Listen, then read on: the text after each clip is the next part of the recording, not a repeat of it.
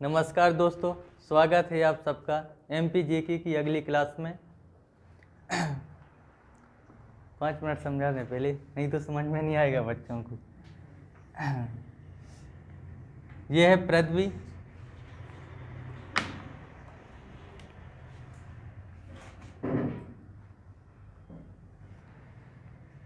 पृथ्वी के मध्य से कौन सी रेखा गुजरी है?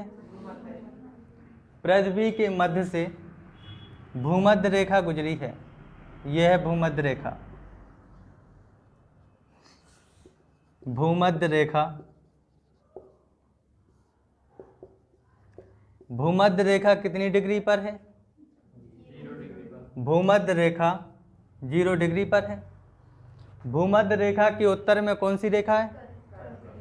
भूमध्य रेखा के उत्तर में कर्क रेखा है। कर्क रेखा, कर्क रेखा 23.5 डिग्री उत्तरी है। भूमध्य रेखा के दक्षिण में कौन सी रेखा है? भूमध्य रेखा के दक्षिण में ये मकर रेखा है।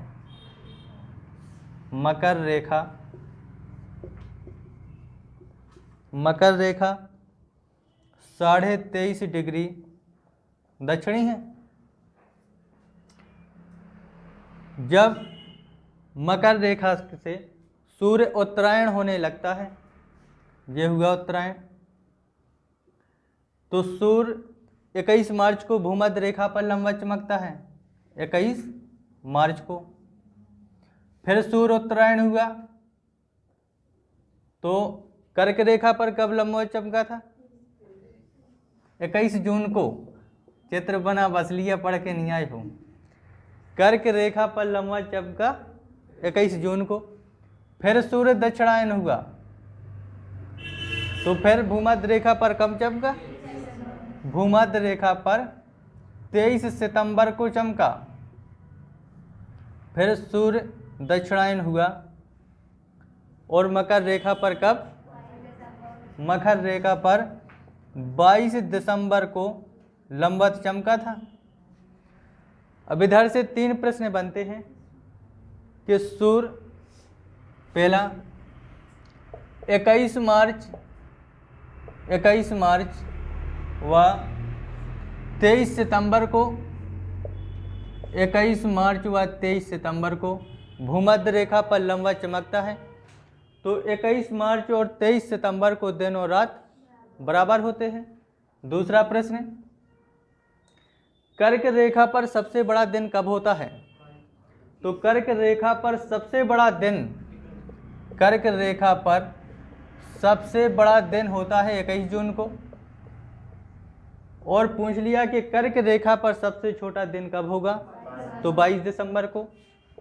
22 दिसंबर को। तीसरा प्रश्न, मकर रेखा पर सबसे बड़ा दिन कब होता है? मकर रेखा पर सबसे बड़ा दिन 22 दिसंबर को होता। प्रश्न आ जाए कि मकर रेखा पर सबसे छोटा दिन, तो मकर रेखा पर सबसे छोटा दिन 21 जून को होता है। ये 3 प्रश्न हो गए आपके। चौथा प्रश्न बनता है कि जब सूर्य उत्तरायण होने लगता है तो तापमान बढ़ता है कि घटता है? जब सूर्य उत्तरायण होता है तो तापमान बढ़ता है, और जब सूर्य दक्षिणायन होने लगता है तो तापमान घटता है। जैसे सूर्य उत्तरायण हुआ तो उत्तर दिशा का तो तापमान बढ़ा और दक्षिण दिशा का घट जाएगा। जब सूर्य दक्षिणायन होता है तो उत्तर दिशा का घटता है और दक्षिण दिशा का बढ़ता है। सूर्य अधिकांश समय अपना इधर बिताता है इसी इलाके में। तो ये उष्णकटिबंधीय क्षेत्र है। जी उष्णकटिबंधीय। सूर्य ध्रुवों पर बहुत कम समय बिताता है। यही कारण है कि ध्रुवों में 6 माह दिन होता है और 6 माह रात होती है। इसी को लिख लो, पहले पॉइंट में लिखो।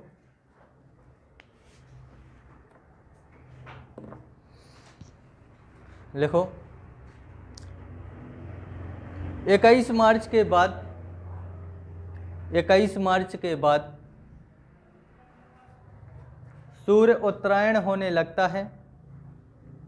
21 मार्च के बाद सूर्य उत्तरायण होने लगता है।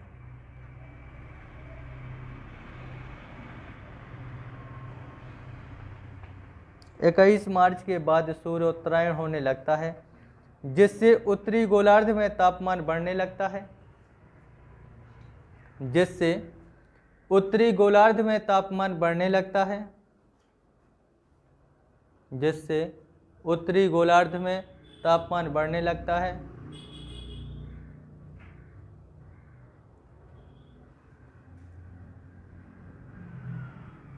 इससे उत्तरी मध्य प्रदेश का तापमान बढ़ने लगता है। इससे उत्तरी मध्य प्रदेश का तापमान बढ़ने लगता है। मुख्यतः उत्तरी मध्य प्रदेश का तापमान बढ़ने लगता है। मुख्यतः ग्वालियर,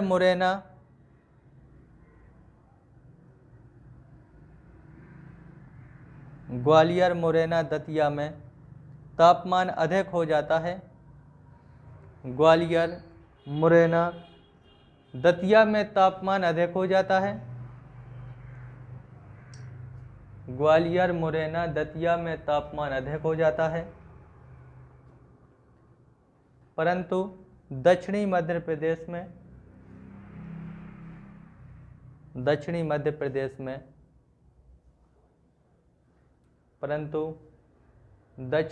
प्रदेश में कम गर्मी पड़ती है। परंतु दक्षिणी मध्य प्रदेश का तापमान कम हो जाता है। परंतु दक्षिणी मध्य प्रदेश का तापमान कम हो जाता है। परंतु दक्षिणी मध्य प्रदेश का तापमान कम हो जाता है। अब ये पॉइंट समझ में आया कि जब सूर्य उत्तरायण हुआ तो सबसे पहले मध्य प्रदेश का जो उत्तरी भाग है, भिंड, मुरैना, श्योपुर वाला, सबसे पहले तापमान इधर का बढ़ता है। और मध्य प्रदेश का दक्षिणी इलाका होगा, उधर का तापमान कम रहेगा उत्तरी मध्य प्रदेश के अलावा। दूसरा पॉइंट लिखो, 21 मार्च और 23 सितंबर को 21 मार्च और 23 सितंबर को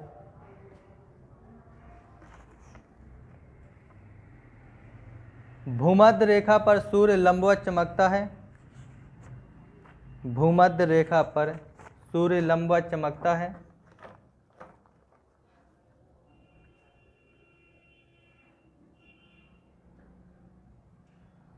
इक्कीस मार्च और 23 सितंबर को भूमध्य रेखा पर सूर्य लंबवत चमकता है। यही कारण है कि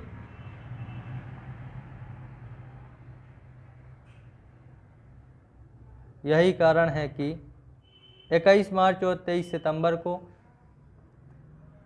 दिन और रात बराबर होते हैं। यही कारण है कि 21 मार्च और 23 सितंबर को दिन और रात बराबर होते हैं।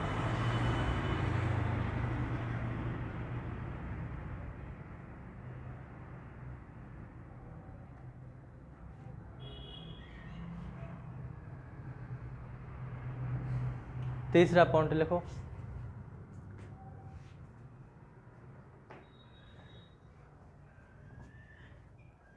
इक्कीस जून को सूर्य कर्क रेखा पर लंबवत चमकता है। 21 जून को सूर्य कर्क रेखा पर लंबवत चमकता है।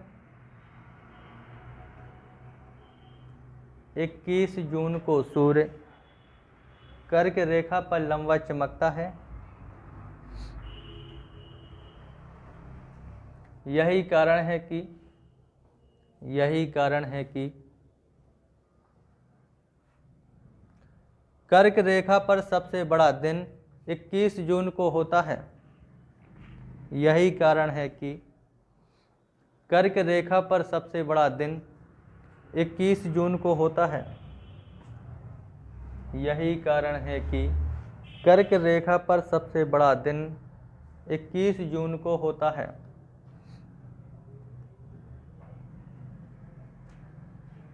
इसी में स्टार बना के लिख लो। कर्क रेखा पर सबसे छोटा दिन 22 दिसंबर को होगा। कर्क रेखा पर सबसे छोटा दिन 22 दिसंबर को होगा। कर्क रेखा पर सबसे छोटा दिन 22 दिसंबर को होगा।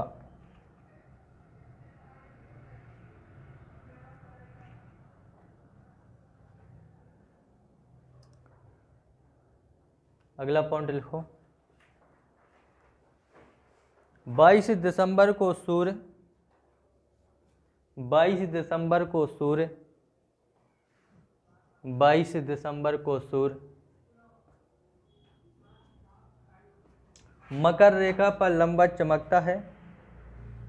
22 दिसंबर को सूर्य मकर रेखा पर लंबा चमकता है। 22 दिसंबर को सूर्य मकर रेखा पर लंबा चमकता है। यही कारण है कि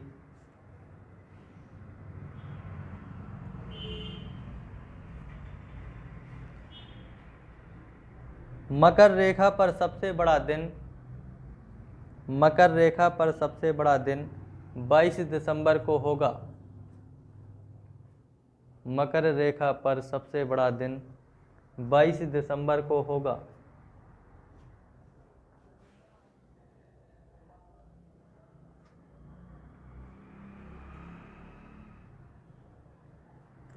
इसी पॉइंट में लिख लो। मकर रेखा पर सबसे छोटा दिन 21 जून को होता है। मकर रेखा पर सबसे छोटा दिन 21 जून को होता है।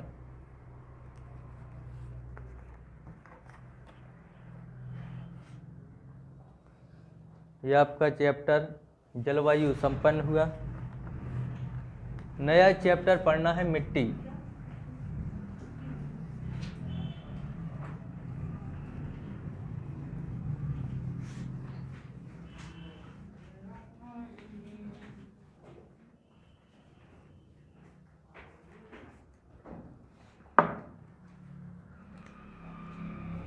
मिट्टी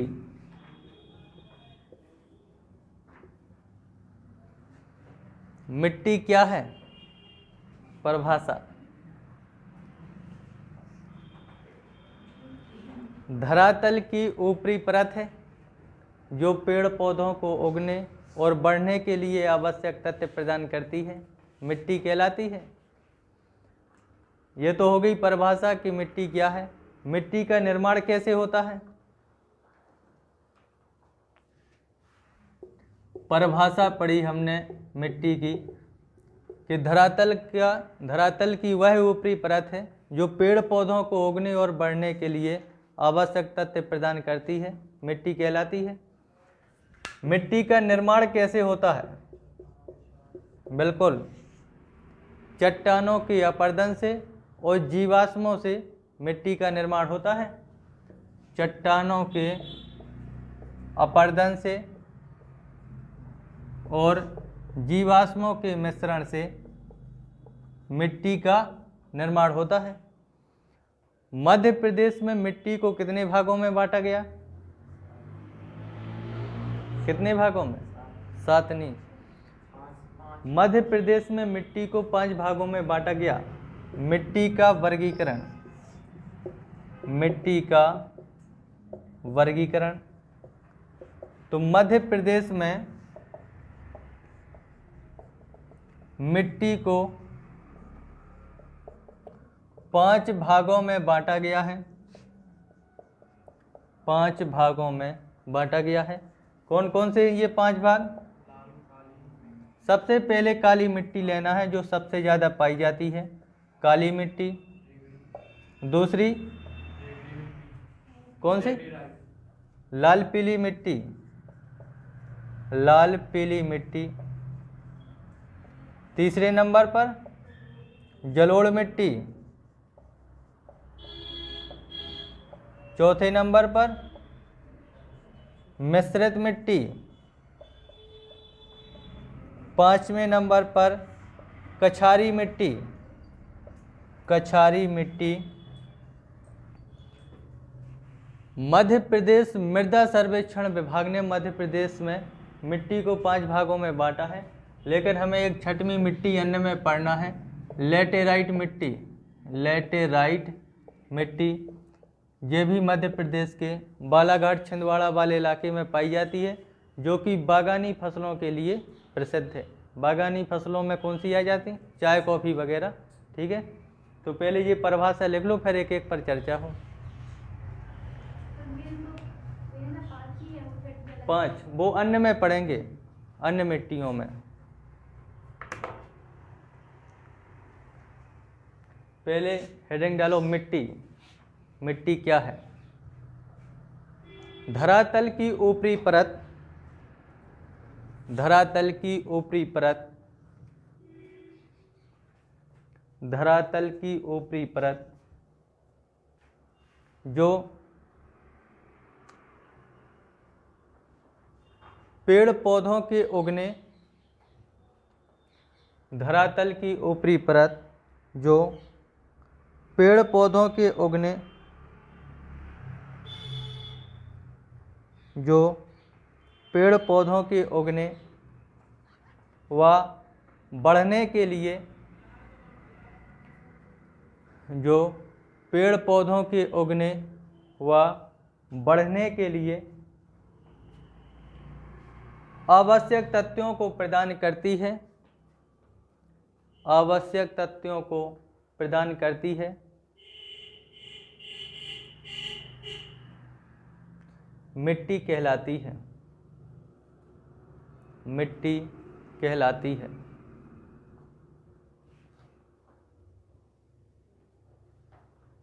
हेडिंग डाल दो निर्माण।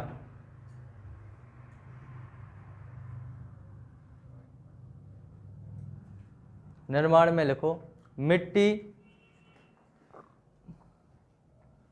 चट्टान तथा जीवाश्म के, मिट्टी चट्टान तथा जीवाश्म के मिश्रण से बनती है।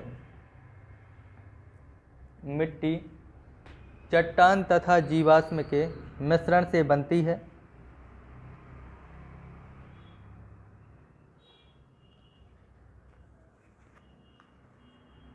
अब हेडिंग डालो मिट्टी का वर्गीकरण। मिट्टी का वर्गीकरण।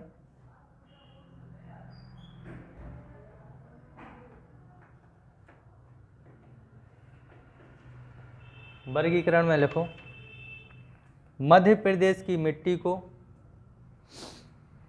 मध्य प्रदेश की मिट्टी को 5 भागों में विभाजित किया गया है। मध्य प्रदेश की मिट्टी को 5 भागों में विभाजित किया गया है। मध्य प्रदेश की मिट्टी को 5 भागों में विभाजित किया गया है। डैश करके ये 5 भाग लिख लो। काली मिट्टी, लाल मिट्टी, पीली मिट्टी, जलोढ़ मिट्टी, मिश्रित मिट्टी और कछारी मिट्टी।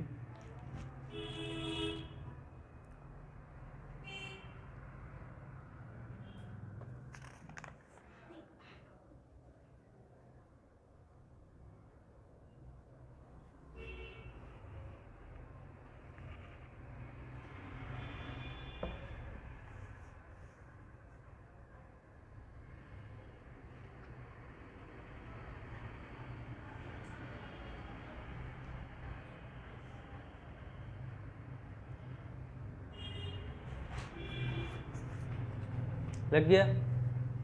अब हेडिंग डालो काली मिट्टी।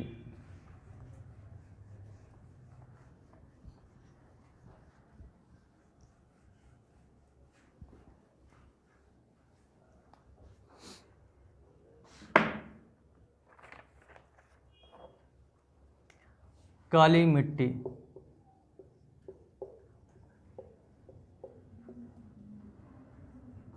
काली मिट्टी में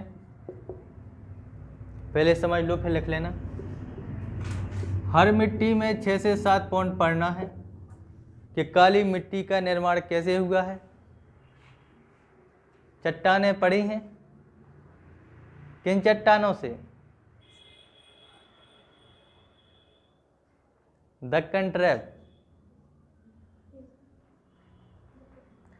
काली मिट्टी का निर्माण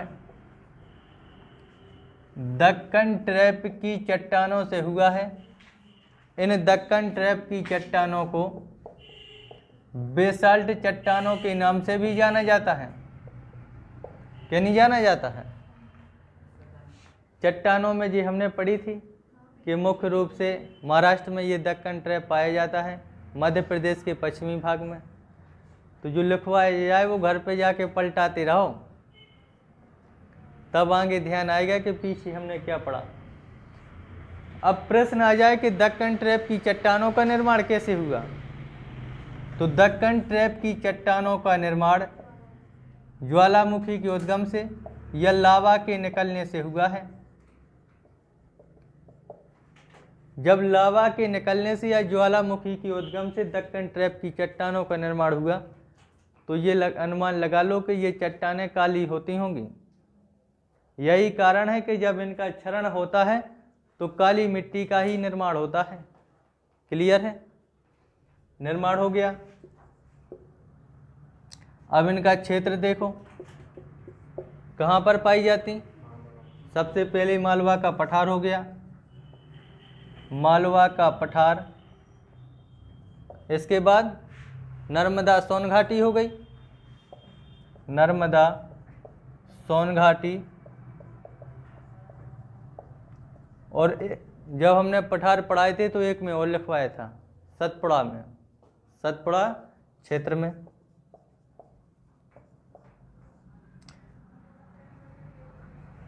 अब इसमें किसकी अधिकता पाई जाती है?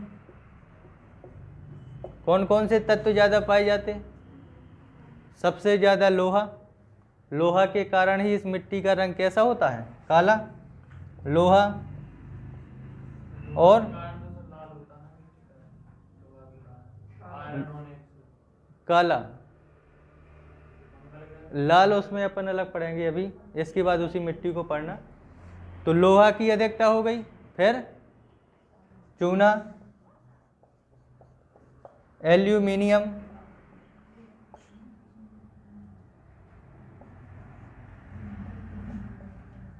कमी किसकी होती? कमी के बारे में जब पूछा जाए किसी भी मिट्टी में, तो सबसे पहले आपको नाइट्रोजन लेना है, क्योंकि नाइट्रोजन की कमी हर मिट्टी में होती है। नाइट्रोजन की पूर्ति के लिए ही हम ये खाद डालते हैं। आप कोई भी खाद देख लो, चाहे यूरिया हो चाहे जौन सा, उसमें लिखा रहेगा नाइट्रोजन 78%, फिर थोड़ी थोड़ी मात्रा में सब गैसें। तो नाइट्रोजन की कमी हर मिट्टी में होती है। तो सबसे पहले नाइट्रोजन, फास्फेट और जैव पदार्थ, इनकी कमी सब मिट्टी में है। तो ये 4 पॉइंट लिख लो। फिर आगे काली मिट्टी में पहला पॉइंट डालो, निर्माण।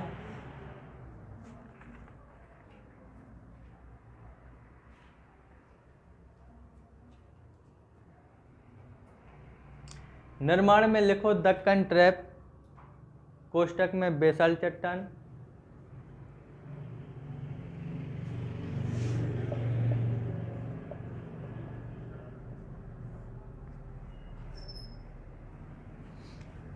Deccan trap, basalt. Deccan trap को एरो में लिख लो, लावा के निकलने से दक्कन ट्रैप बनी है।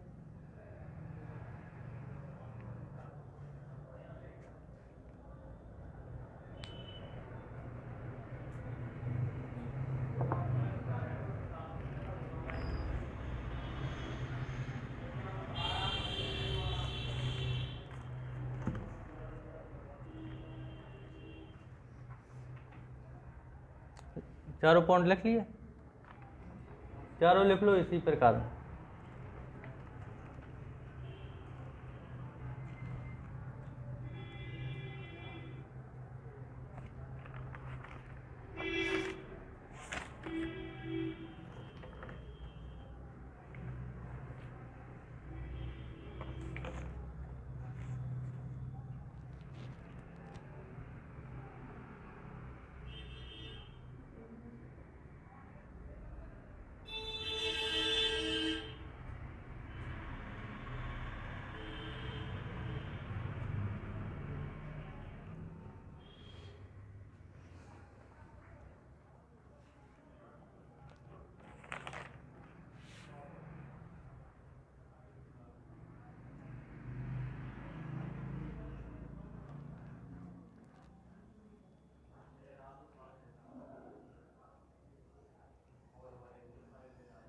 लग गए सबके?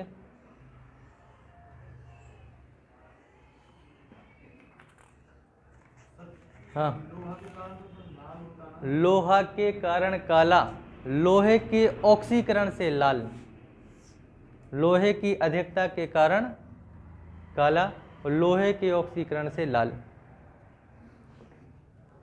4 पॉइंट हो गए।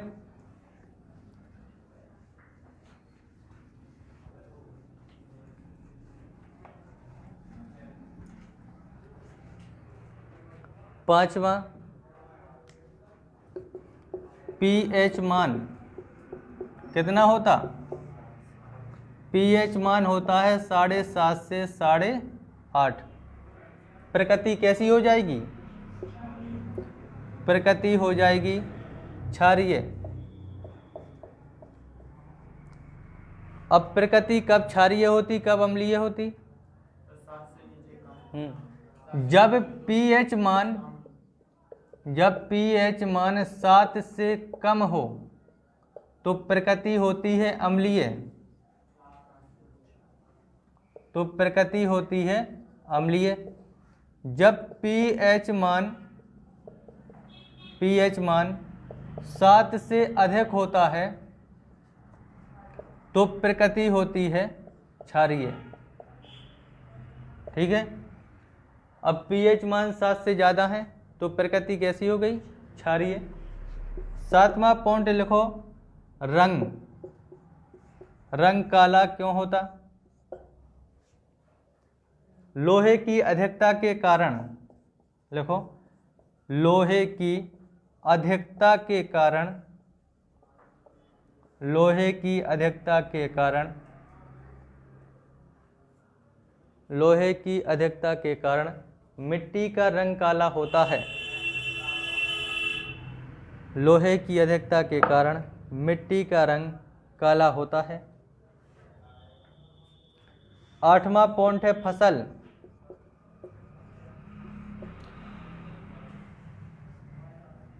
फसल में लिखो, फसल कपास के लिए सर्वाधिक उपयुक्त है, कपास के लिए सर्वाधिक उपयुक्त है,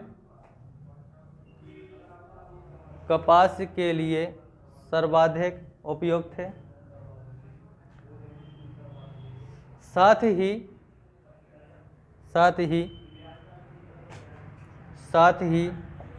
गेहूं,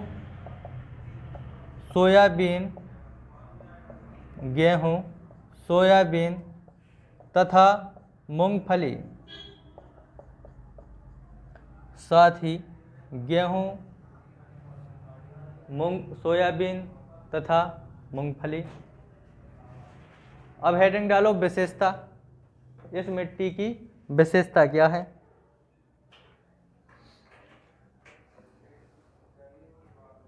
विशेषता में लिखो, काली मिट्टी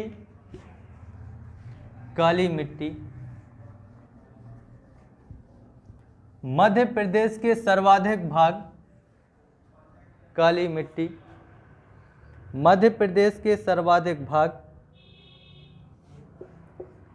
47% में पाई जाती है। काली मिट्टी मध्य प्रदेश के सर्वाधिक भाग 47% में पाई जाती है, 47% में पाई जाती है। काली मिट्टी के तहत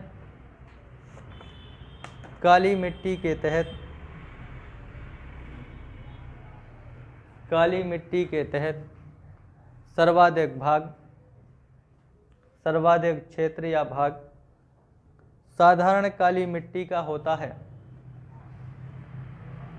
काली मिट्टी के तहत सर्वाधिक क्षेत्र साधारण काली मिट्टी का होता है।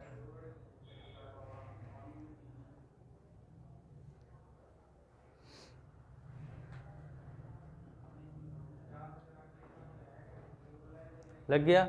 दूसरा पॉइंट लिखो, काली मिट्टी को स्वयं जोत वाली, काली मिट्टी को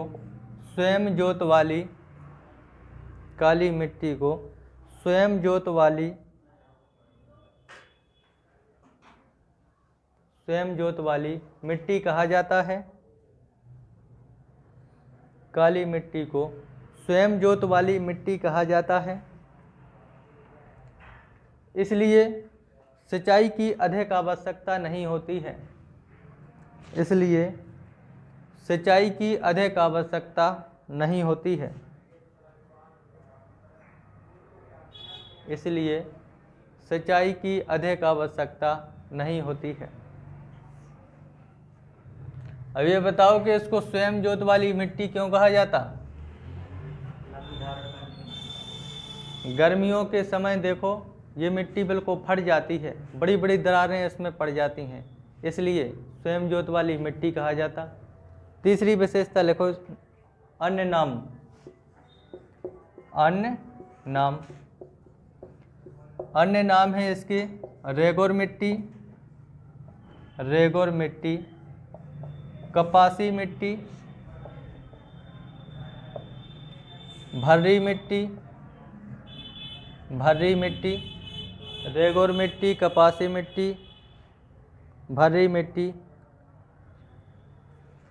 कन्हर मिट्टी, कन्हर मिट्टी। पांचवा नाम है इसका चेरनोजम, चेरनोजम।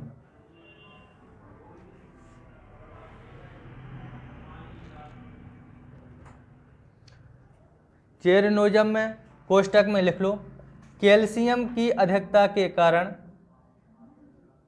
कैल्शियम की अधिकता के कारण चेरनोजम कहा जाता है इसको। कैल्शियम की अधिकता के कारण चेरनोजम कहा जाता, कोष्टक में लिख लो।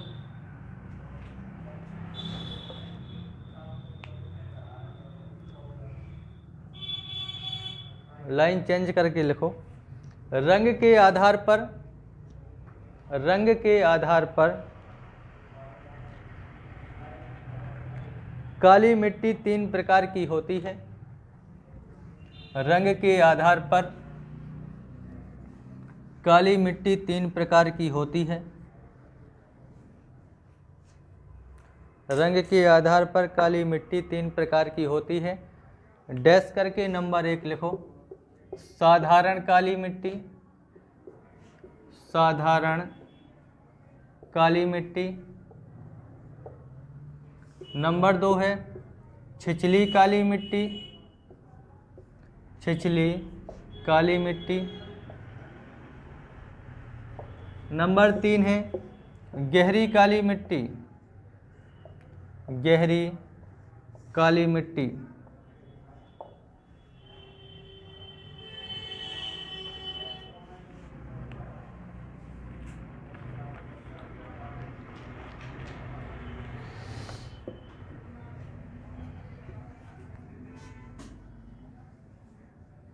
हर मिट्टी में 2-2 पॉइंट डाल लिख लो, हेडिंग डालो साधारण काली मिट्टी।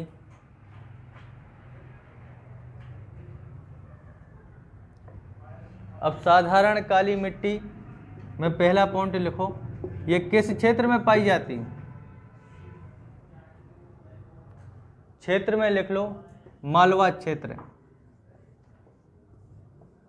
साधारण काली मिट्टी मालवा क्षेत्र में पाई जाती है। जिले लिख लो 5-6 जहाँ पर साधारण काली मिट्टी पाई जाती। लिखो शाजापुर,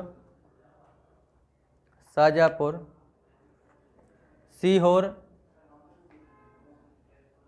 शाजापुर, सीहोर, उज्जैन, इंदौर, विदिशा, भोपाल,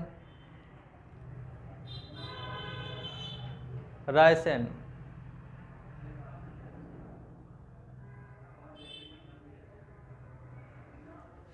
इसी में दूसरा पॉइंट लिखो, लिखो काली मिट्टी के कुल क्षेत्र का, काली मिट्टी के कुल क्षेत्र का, काली मिट्टी के कुल क्षेत्र का 37% है। काली मिट्टी के कुल क्षेत्र का 37% है। कोष्टक में लिख लो 400 लाख एकड़ भूमि है ये, 400 लाख एकड़ भूमि।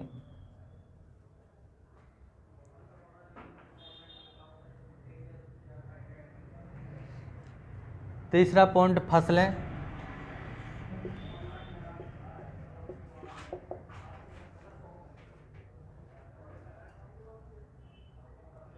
फसलों में लिखो गेहूं, कपास, गेहूं, कपास, मूंगफली, सोयाबीन, ज्वार।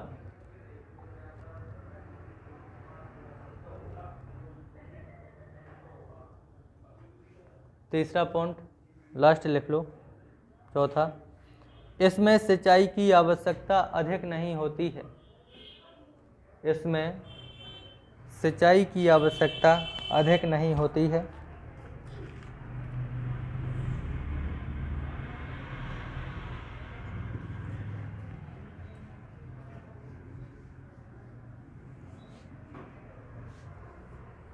दूसरी पढ़ना है छिछली काली मिट्टी।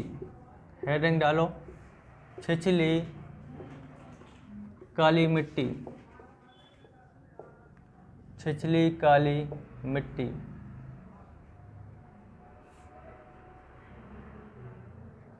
छिछली काली मिट्टी में पहला पॉइंट है क्षेत्र। क्षेत्र में लिख दो सतपुड़ा क्षेत्र, सतपुड़ा क्षेत्र।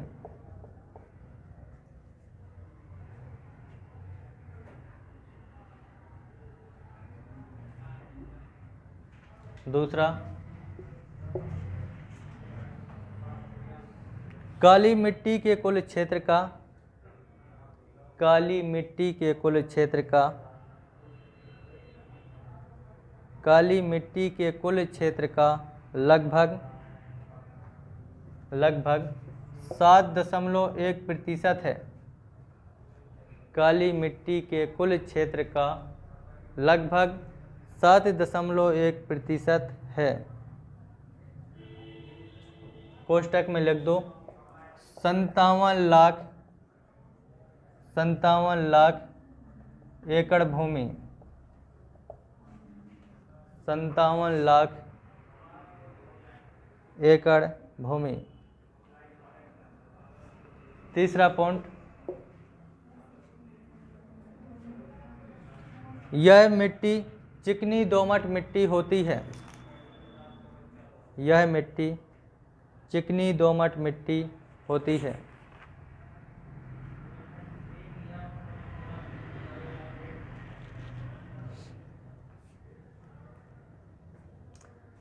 जब ये सतपुड़ा क्षेत्र लिखा, अभी जिला नहीं लिखवाई क्या इसके, तो इधर कोष्टक में जिले लिख लो जो 3-4 जिले में पाई जाती है। लिखो सिवनी, छिंदवाड़ा, बैतूल, सिवनी, छिंदवाड़ा, बैतूल, सिवनी, छिंदवाड़ा, बैतूल।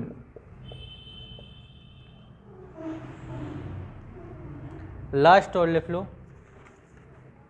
गहरी काली मिट्टी, गहरी काली मिट्टी।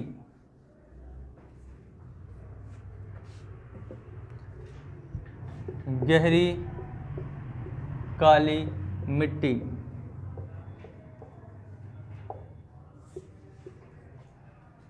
पहला पॉइंट है क्षेत्र, गहरी काली मिट्टी का क्षेत्र। नर्मदा सोन घाटी, नर्मदा सोन घाटी, नर्मदा सोन घाटी। जिला लिख लो 2-4।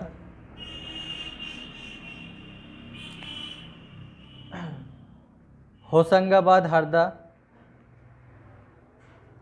होशंगाबाद, हरदा, जबलपुर, होशंगाबाद, हरदा, जबलपुर, कटनी, खंडवा, खरगोन, खंडवा, खरगोन।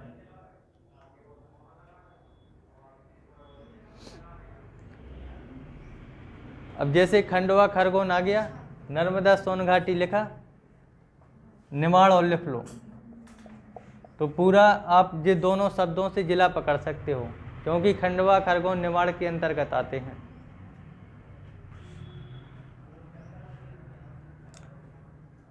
दूसरा पॉइंट लिखो इसमें, काली मिट्टी के कुल क्षेत्र का, काली मिट्टी के कुल क्षेत्र का लगभग 3.5% है। काली मिट्टी के कुल क्षेत्र का लगभग 3.5% है। तो आज काली मिट्टी पूरी हुई। जो शेष 4 मिट्टियां हैं वो अगली क्लास में पढ़ेंगे।